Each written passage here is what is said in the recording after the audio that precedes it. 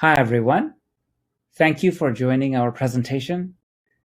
We are from LinkedIn, and we are going to talk about how we run Elephant on Wheels, how we have bridged the worlds of our Petabyte-scale Hadoop store and Kubernetes at LinkedIn for AI.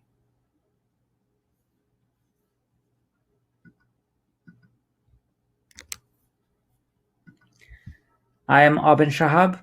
I am a staff software engineer at LinkedIn. My colleague Frank is a software engineer at LinkedIn. Together, we have implemented Kube to Hadoop to bridge Kubernetes with Hadoop.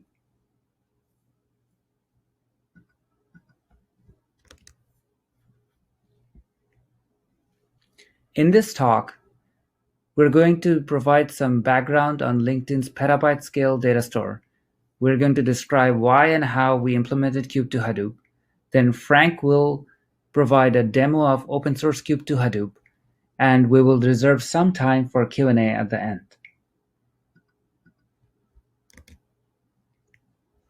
First, some background on LinkedIn's data store.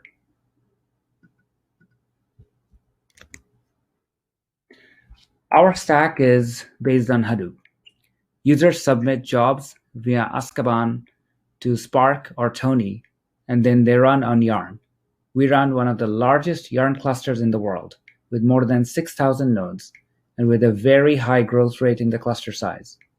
Side by side, we have a Kubernetes cluster that users use to run deep learning jobs that access our Petabyte-scale data store. Now, my colleague Frank will discuss why we needed Kube to Hadoop to bridge Kubernetes and Hadoop. Thank you, Abin. As Abin has mentioned in the previous slide, LinkedIn has traditionally been using Hadoop as its compute platform, and we operate one of the largest Hadoop data lake in the world. To enable LinkedIn jobs running on Kubernetes means we first need to tackle the problem of accessing HDFS data from Kubernetes. However, there is a gap in authentication between the two services. Hadoop uses Kerberos, a three-party protocol built on symmetric key cryptography to ensure any clients accessing the cluster are who they claim to be. Whereas Kubernetes, on the other hand, uses a certificate-based authentication to control access. For those of you who are not very familiar with Hadoop, let's take a deeper dive into how delegation token works. Let's take a look at the following diagram. The user would normally log onto some Hadoop gateway machine using their user ID and password. They would then get a Kerberos TGT ticket from the gateway machine. To access HDFS, they send a request along with the TGT ticket to HDFS name node. The name node would then use the client-provided TGT ticket to authenticate with the Kerberos server. If the authentication succeeds, name node will create a new delegation token and pass it back to the user. Now, any further communication between the user and the name node no longer need to authenticate with the Kerberos server. This really helps Hadoop data access scale. As you can imagine, if every request requires authentication against Kerberos, the authentication process would soon become the bottleneck for the entire system. The Kerberos server also serves many other authentication requests other than user data access requests. The Hadoop delegation token by default has a lifespan of 1 day and can be renewed for up to 7 days. AI modelers at LinkedIn uses HDFS data to train their models. They gain access to data through HDFS using user account or headless accounts. Now, the concept of headless accounts are basically oftentimes used to denote a virtual team that is working on a project that will share the exact same data within the entire team. In order to allow for Kubernetes workloads to securely access HDFS, we built and open sourced a tool called Kube to Hadoop. You can read about our blog post and find our code on the GitHub link below.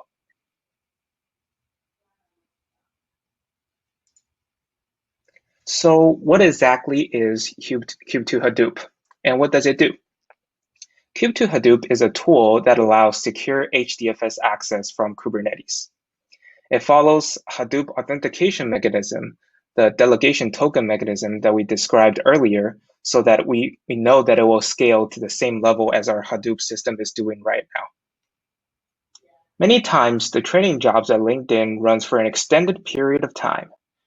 kube2hadoop also takes care of renewing the delegation tokens to support those long-running jobs.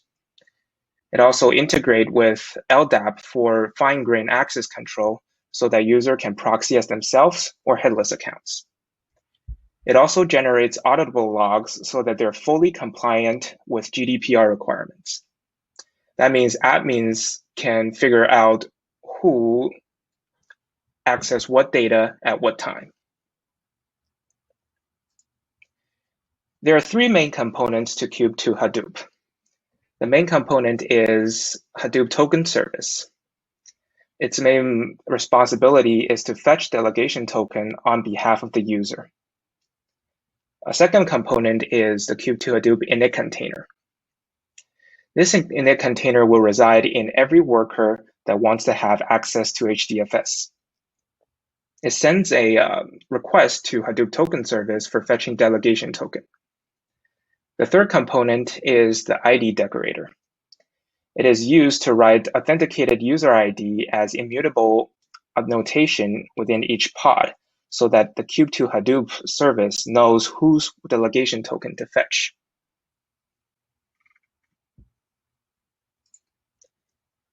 Now, to understand kube2hadoop more, let's look at a typical workflow. A user will log onto some gateway machine using their password, and they will get a certificate. Using that certificate, the user can submit a job to Kubernetes cluster. Once the job is submitted, the worker pods will be launched. And now that the worker pods have been launched, the init containers in those pods will start to send the request to a Hadoop token service to get tokens. The Hadoop token service then acts as a Hadoop super user and will contact name node to fetch delegation token.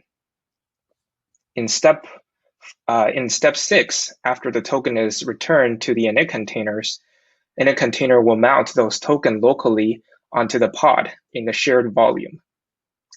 In step 7, all the workers will be able to access HDFS data securely. During that time, Hadoop token service will also monitor the status of every single job within the Kubernetes cluster by placing a watch on Kubernetes API service. If a job is terminated, completed, or succeeded, Hadoop token service will cancel the delegation token. And if the job is running for longer than 1 day, Hadoop token service will renew the delegation token. Now let's look at how authentication mechanism works for kube2hadoop. User will submit a job to Kubernetes cluster, and the Kubernetes cluster, the Kubernetes API server internally actually tracks the user information. They know who the authenticated user is that submits the job. However, this information is not exposed to any public-facing APIs. And therefore, we created ID decorator that will decorate the username into the metadata field of a pod. We will talk about ID decorator in more detail later. Once the pods are launched, the init container will send a get delegation token request to Hadoop token service. The Hadoop token service will parse out the source IP address from the init container and use that IP address to authenticate. It will authenticate with Kubernetes API server to find the IP address of the pod. And if the IP addresses are a match, then we know that the pods are who they claim to be. This way, a pod that anyone else created cannot claim other people's delegation token. We know that authenticating using pod IP address is not ideal. With the official release of token request and token review API since Kubernetes 1.14, we saw a new opportunity to improve the authentication mechanism. Specifically, we can use those tokens to identify the requester's pod. And it works like this. The init container will send a token request API call to Kubernetes API server. and in return, it will get a token. And a container will then make a get delegation token request to the Hadoop token service. Using that token, the Hadoop token service can authenticate with Kubernetes API server using a token review API call. The token review request will return a response that includes the pod name so that the Kubernetes Kube2 Hadoop service will know whose delegation token to fetch. This way, the authentication mechanism is safer and faster. Now I'll turn back to my colleague Abin to talk in more detail about ID decorator. Abin? Thank you, Frank. For Kube2 Hadoop to provide the correct token to the correct user, all resources need to have the identity of the creating end user. We created a Kubernetes admission controller called ID decorator for this very purpose.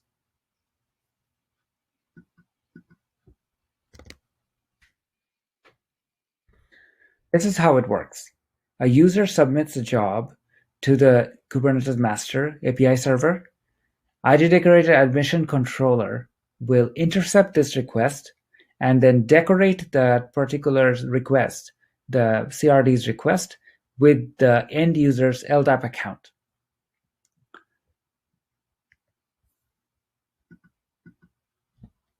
Next, this request will be converted by the tfjob operator into a pod submission request and go back to the submission request pipeline of the Kubernetes master.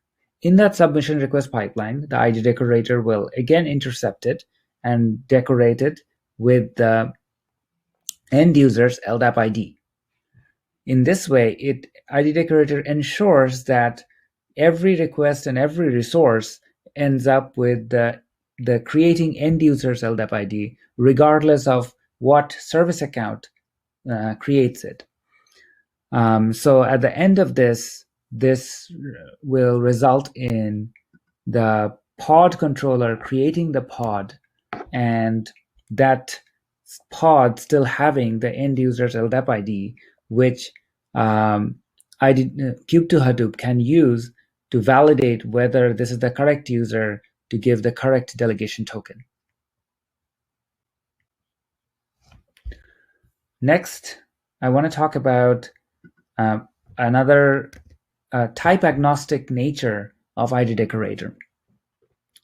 Kubernetes' strength is support for multiple CRD. To scale support for all the different CRDs in use in our cluster, we wanted to make sure that we don't have to change ID decorator code every time we introduce a new custom type to Kubernetes. And we can keep using ID decorator for any new custom type we import into Kubernetes. To support this, ID decorator uses Kubernetes' JSON path. We've modified it a little bit, the JSON path implementation, and it uses that to decorate the pod template in a type-agnostic way. So as long as the CRD comes with a pod template, it will get correctly decorated.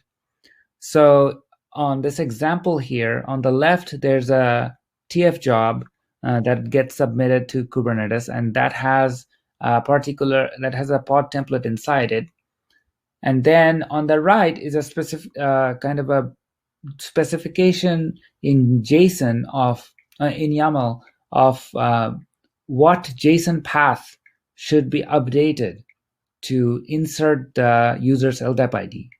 And therefore, ID decorator will use this configuration to find under the pod template the metadata annotation section of the TF job and decorate the user's LDAP ID there.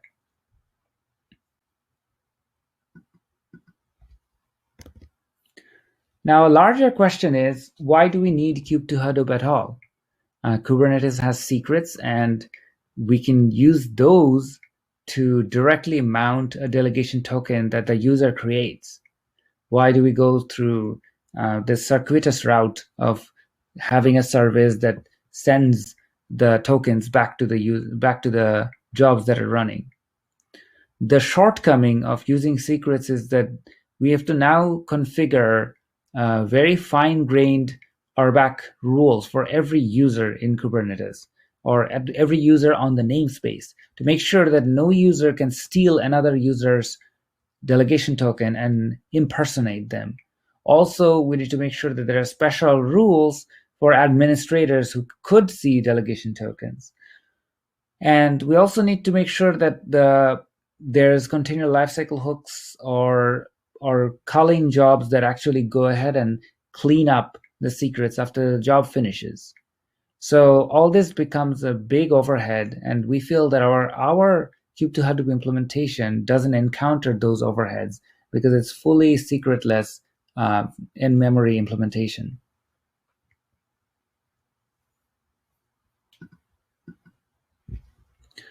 This brings us to our production usage of Kube2Hadoop. We do use it today for LinkedIn jobs, and we noticed that with deep learning jobs, and we have encountered two war stories. The first one is related to Kube2Hadoop's use of pod network to identify the pod. So because Kube2Hadoop requires users to use pod network, we notice that it reduces the maximum network throughput that the users can use. So this is a diagram of AI users running synchronous distributed training with the host network, and here they can consistently get line rate about 900 megabits per second for their synchronous distributed training. When we switched over to the pod network and for Kube2Hadoop to get the pod's IP, the user's network throughput went down to around 140 megabits per second. And this was far less than the 900 that they were getting before, and it increased the time taken for training by a lot. So this was our first war story, and now I will switch over to Frank, who will talk about our second war story. Thank you, Abin. For the past few months, we have been collecting customer feedbacks on Kube2Hadoop, and a major complaint has been the init container launch speed. We actually slowed the init container token fetch speed on purpose, and let me tell you why. The init container makes a fetch delegation token request to Hadoop token service. And as we discussed in Authentication mechanism section, the Hadoop token service used the init container's source IP address to authenticate with the Kubernetes API server. If the IP address is a mismatch or doesn't exist, the authentication would fail. We would have seen from our experience, what we've seen from our experience is that many times, even though the init container already successfully launches with an IP address, that IP address hasn't been propagated to Kubernetes API server by the time Hadoop token service makes the query to authenticate. Therefore, we purposefully set a 15 seconds delay before the first request from the init container to Hadoop token service to account for the propagation time.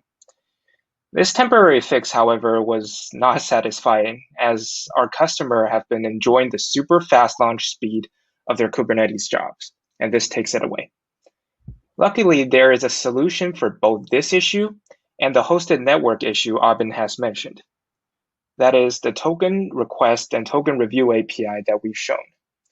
Using tokens instead of IP addresses as authentication, we no longer need to bind ourselves to pod network, and thus we can support hosted network jobs. And since we won't face the IP address propagation issue, there's no IP address at all, we could potentially speed up our init container by a very big margin. Finally, there could be some potential future improvements for Kube2Hadoop. Even though we haven't faced this issue yet, this is definitely a must if you want to scale. We hope to let Chief to distribute the delegation tokens instead of every single worker fetching their own delegation token. You can imagine with a popular deep learning job, you can create up to hundreds, if not thousands, of containers for a single job.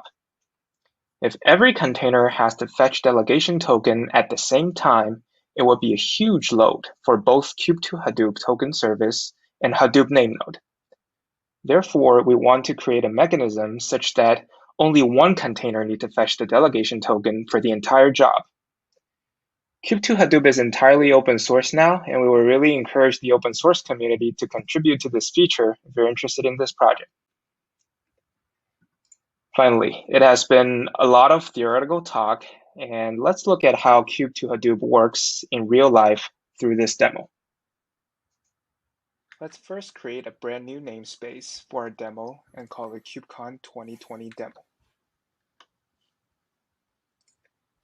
Now, let's look at the namespace that we just created. In order to allow ID decorator to write authenticated user ID as pod annotation, we need to first enable it in our new namespace. We can simply enable it by labeling ID decorator equals enabled.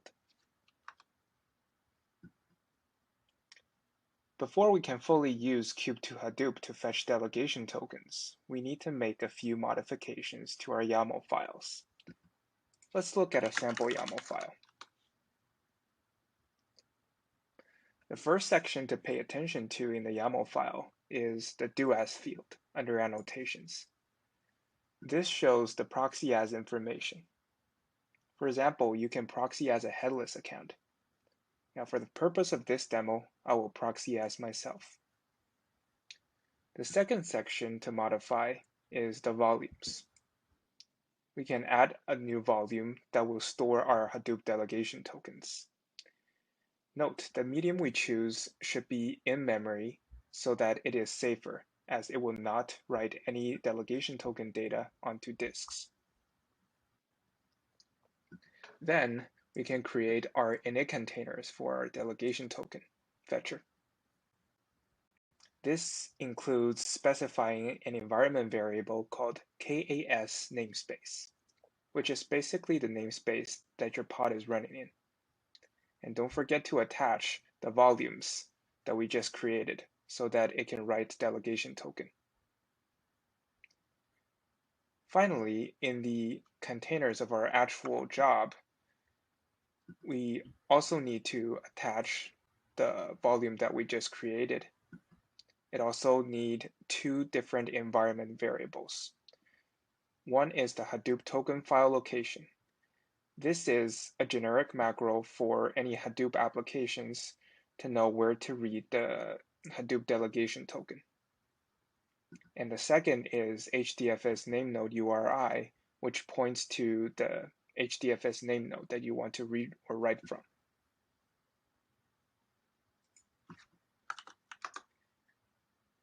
Now, let's start a demo job.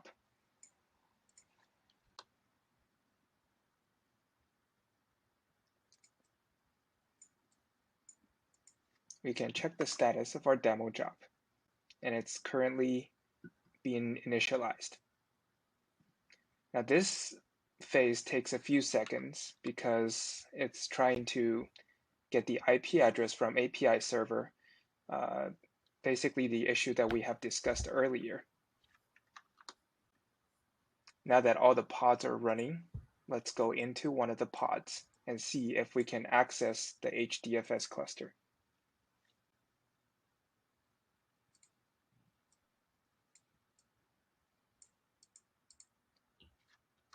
This is basically a command to access the data under my folder that I own. As you can see, I can see the data. Now let's try to access Abin's data folder. And I get permission denied. Now this concludes our demo. Thank you for watching.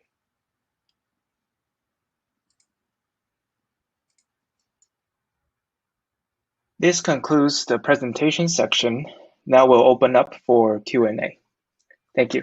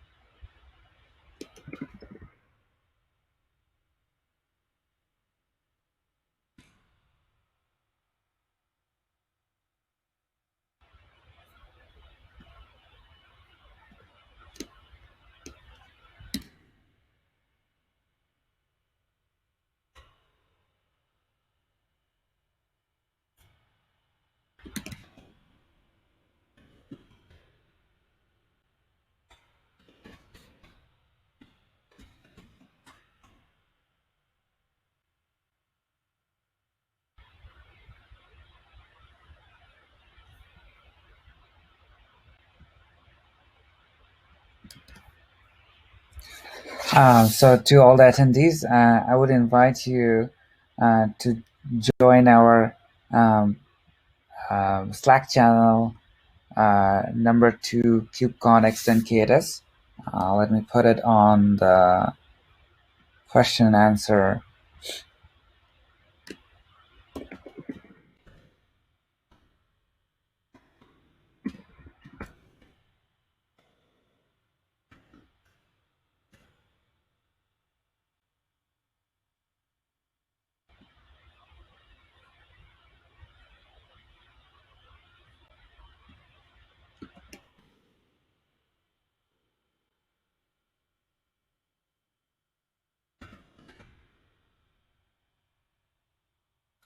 So I added into the question answer section, and also basically for everybody, it's the Slack channel number is number 2-KubeCon-Extend K-.